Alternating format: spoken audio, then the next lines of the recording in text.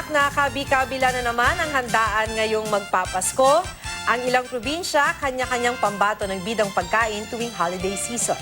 Ang Kalasyaw, Pangasinan may puto. Lechon naman ang pambato ng Cotabato. Makibalita tayo kay Alfie Tulagan. Isa ang puto sa mga sikat na pagkain tuwing Pasko at saan pa nga ba pinakasikat ang kakaning ito kundi sa Kalasyaw, Pangasinan. Ang puto Kalasyaw, level up na. Sa Cook Fest ng Puto Festival, ibinida ang best ways to serve puto.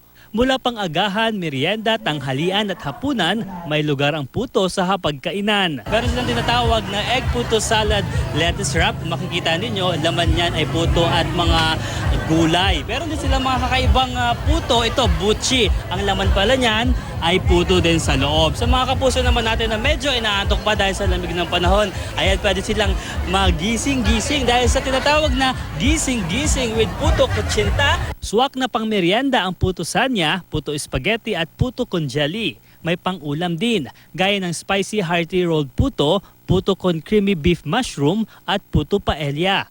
May sabaw pa tulad ng lapas batsoy with puto. And for dessert, tikman ang puto Fiesta Delight, chocolate-coated puto balls at puto con graham.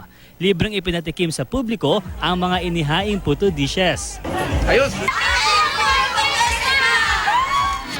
Isa pa sa mga hindi mawawala sa handang Pinoy, ano pa nga ba kundi ang lechon. At sa Emlang Cotabato, maaga ang palitsyon. Hindi lang isa o dalawa, kundi mahigit 100 lechong baboy ang sabay-sabay ni lechon sa taunang Kawayanan Festival. Libre pa itong ipinatikim sa mga nakisaya. Paalala lang ng mga doktor, hinay-hinay lang po sa pagkain ng matataba para iwas sakit. Alfie Tulagan, Nagbabalita, Pilipinas.